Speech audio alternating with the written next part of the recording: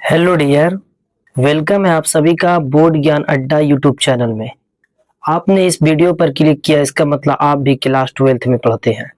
तो इस वीडियो को पूरा देखिएगा और अगर अच्छा नहीं लगे तो इसे डिसलाइक कर दीजिएगा, और अगर वीडियो अच्छा लगे तो इसे लाइक जरूर करिएगा, और चैनल पे अगर नए हैं तो इसे सब्सक्राइब जरूर कर दीजिएगा। तो आज का ये वीडियो उन सभी विद्यार्थियों के लिए महत्वपूर्ण है जिन्हें 2027 में इंटर का बोर्ड एग्जाम देना है, और आपको भी 2027 में इंटर का बोर्ड एग्जाम देना है, और आपका भी सब्जेक्ट हिस्ट्री है और आप हिस्ट्री में बहुत ही कमजोर हैं। तो आपके लिए ये बहुत ही वेरी वेरी महत्वपूर्ण जो है चैनल होने वाला है। इसलिए चैनल पे अगर नए हैं तो इसे सब्सक्राइब कर दे, ताकि जब भी जो है वीडियो को अपलोड किया जाए तो आपके पास सबसे पहले नोटिफिकेशन पहुंचे। तो आप अगर सही में अगर सीरियस है पढ़ने के लिए तो इस चैनल को सब्सक्राइब कर दे और वीडियो को पूरा देखिएगा, है ना। और अगर अच्छा लगे तो इसे लाइक जरूर करिएगा।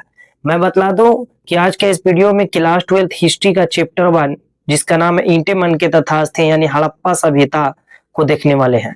और आज के वीडियो में ये जो है ये पार्ट 3 होने वाला है ना। ये पार्ट 3 होने वाला है। इससे पहले पार्ट 1 और पार्ट 2 को क्लियर करा दिया जा चुका है।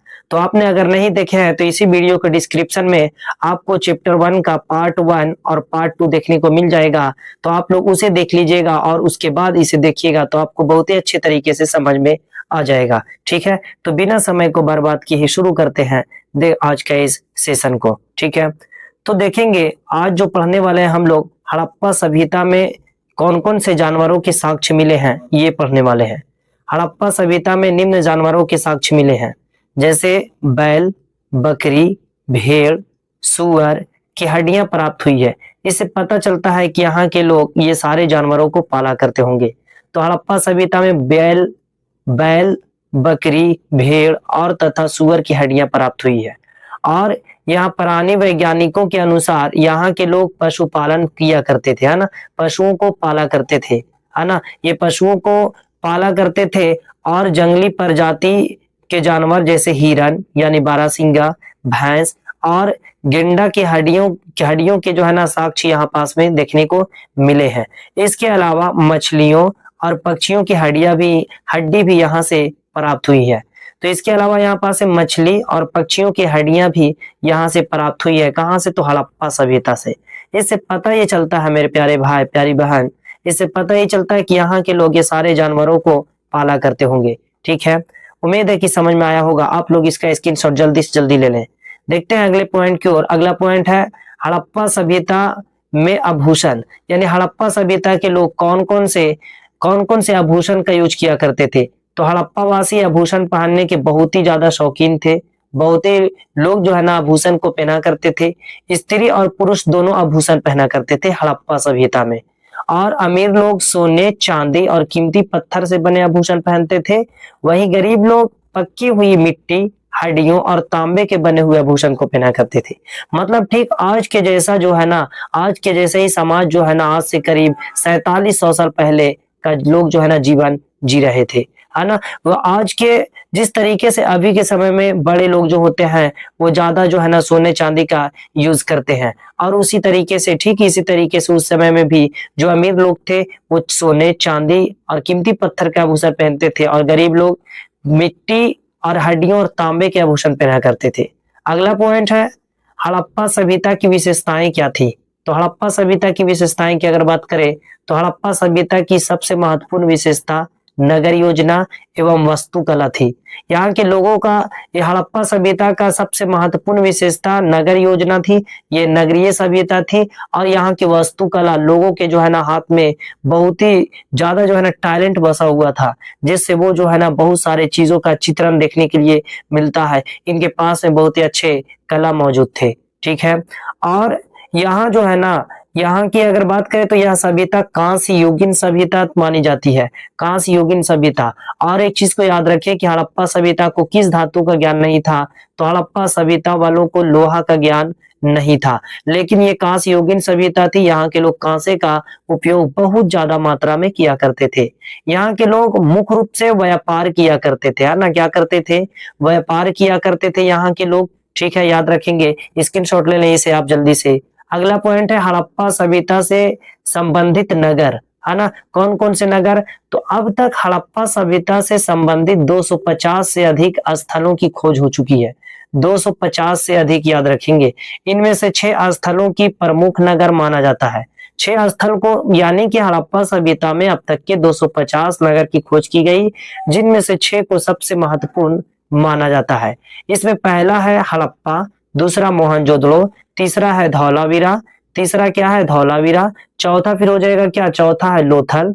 चौथा क्या है? लोथल। उसके बाद फिर पांचवा है कालीबंगा और छठा है बनौली। तो याद रखेंगे, हड़प्पा, मोहनजोदड़ो, धौलावीरा, लोथल, कालीबंगा और बनौली, ये प्रमुख जो है नगर माना जाता है हड़प्पा सभ्यता का, है ना। 250 लगभग खोजे जा चुके हैं, लेकिन 6 सबसे प्रमुख माने जाते हैं।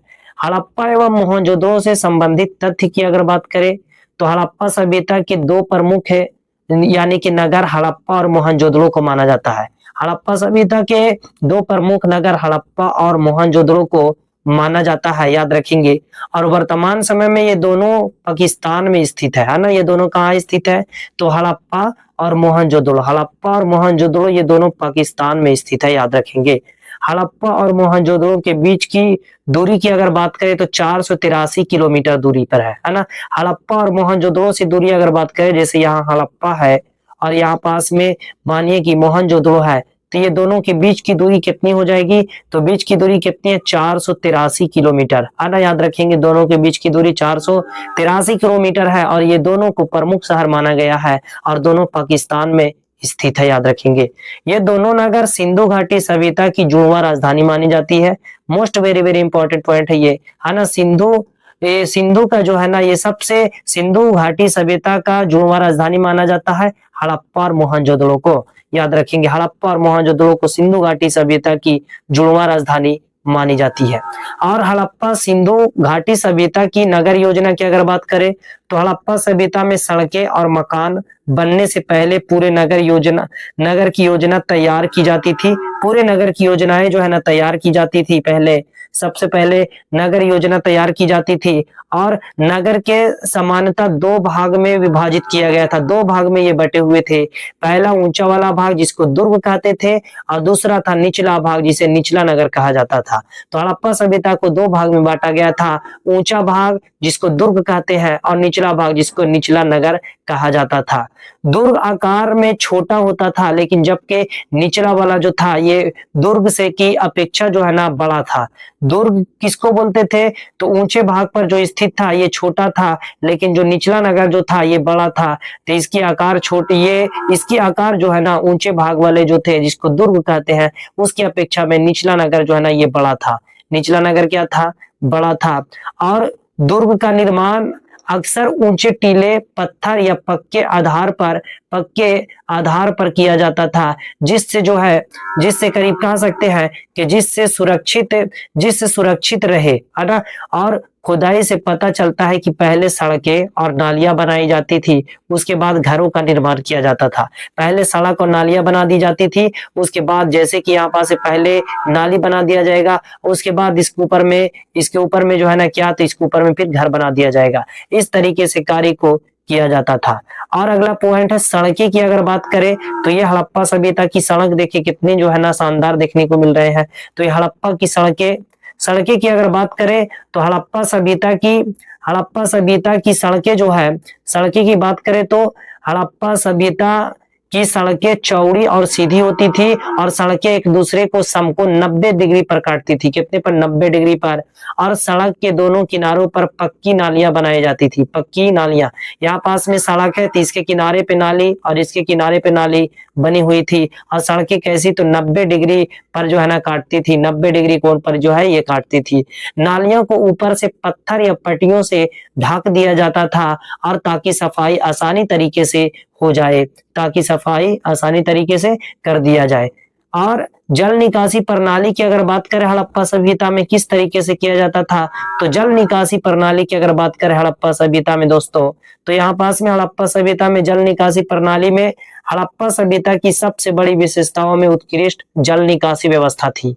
अधिकांश मकान में निजी कुएं मौजूद थे, स्नानागार भी थे, स्नानागार भी थे स्नान करने के लिए, और सभी घर में जो है ना एक प्राइवेट कुआं भी मौजूद थे जिससे पानी भरा जाता होगा। और रसोई और स्नानागार और शौचालय का गंदा पानी सीधा नालियां में छोड़ दिए जाते थे, नालियों से बाहर निकल जाता था, और ये छोटी नालियां आगे चलकर गली की पक्की नाली से मिल जाया करती थी, और गली की नालियां मुख्य सड़क के दोनों ओर बनी बड़ी पक्की नालियों से जुड़ी हुई होती थी, और मुख्य सड़क के नालियों को ऊपर से पत्थर या ईंट की पट्टी से ढक दिया जाता था, है ना, ईंट की पक्की से इसे ढक दिया जाता था। तो घर के जितने भी गंदा पानी, वो चाहे रसोई घर का हो, स्नानागार का हो, शौचालय का हो, ये गली के जो है ना नाली से जुड़ जाया करता था, और वही नाली फिर जो है ना एक बड़ी सी नाली में जाकर के मिल जाया करते थे। ठीक है, बड़ी सी नाली में जाकर के मिल जाया करते थे। और मैं बता दूं कि आपको अगर पीडीएफ चाहिए बिल्कुल मुफ्त में ही, तो आपको ये करना है, व्हाट्सएप नंबर पे आपको मैसेज करना, नंबर है 993479,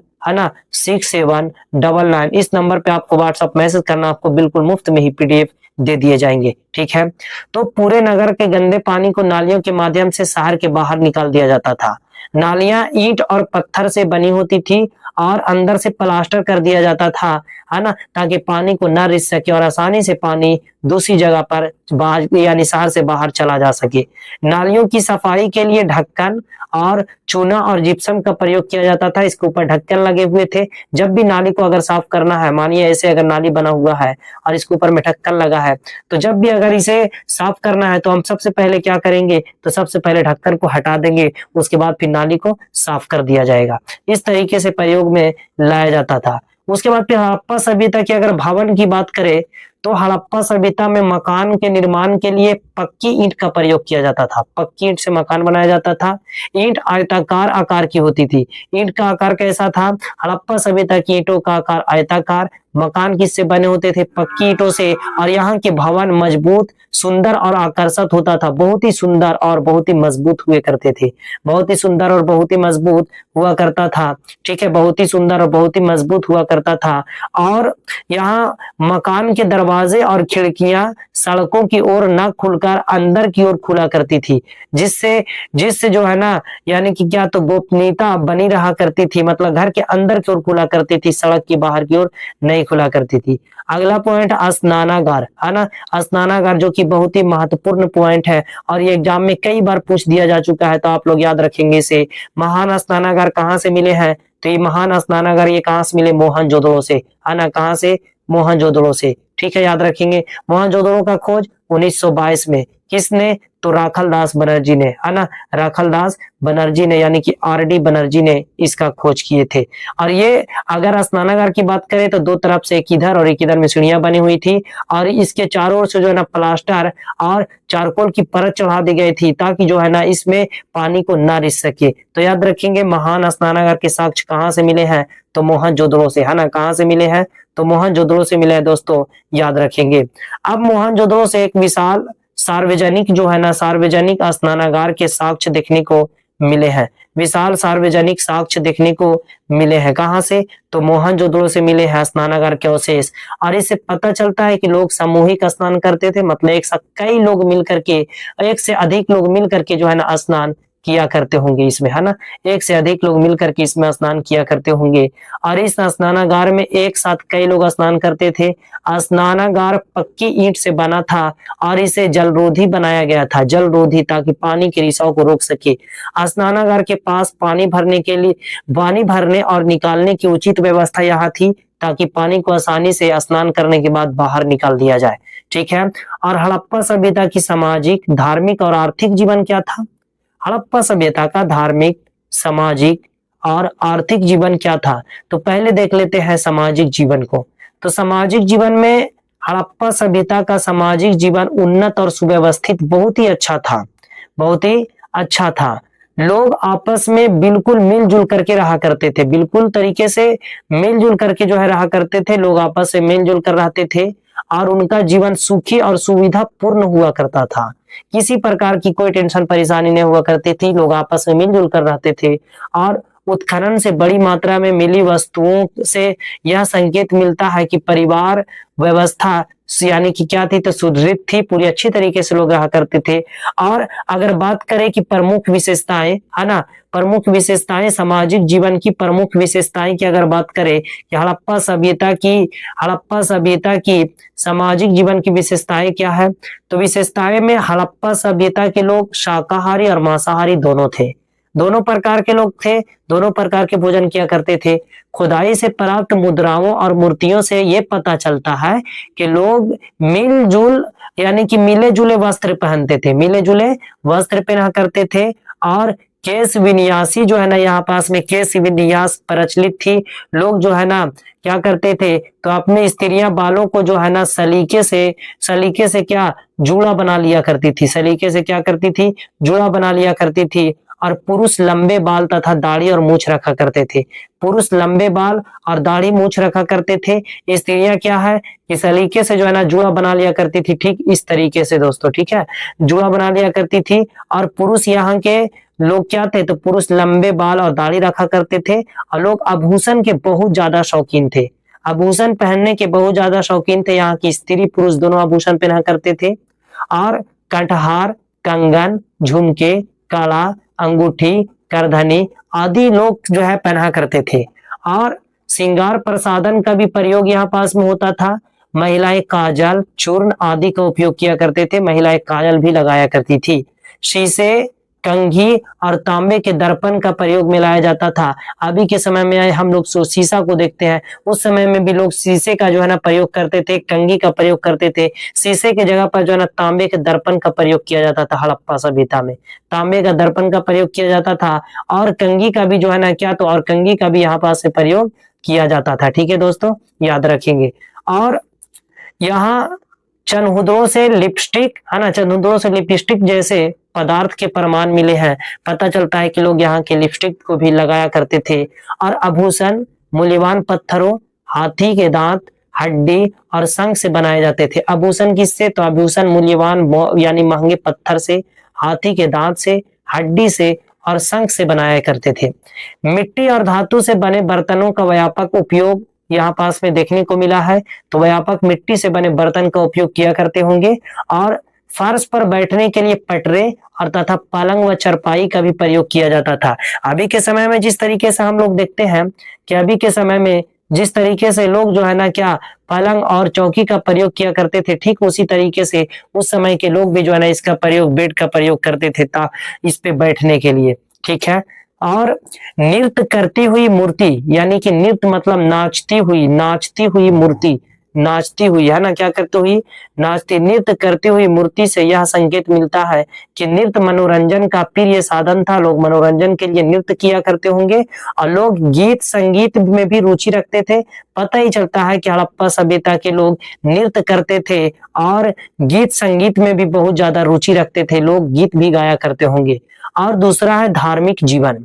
तो धार्मिक जीवन, अगर हड़प्पा सभ्यता की धार्मिक जीवन की अगर बात करें तो कि हड़प्पा सभ्यता की धार्मिक जीवन कैसी थी, तो हड़प्पा सभ्यता की धार्मिक जीवन की अगर बात करें तो धार्मिक जीवन यहाँ पास में हड़प्पा सभ्यता के धार्मिक जीवन के विषय में लिखित साहित्य उपलब्ध नहीं है, लिखित साहित्य उपलब्ध नहीं है। उत्खनन से कुछ पता चलता है कि उत्खनन से प्राप्त अवशेष के आधार पर उनके धार्मिक विश्वास का अनुमान लगाया जाता है।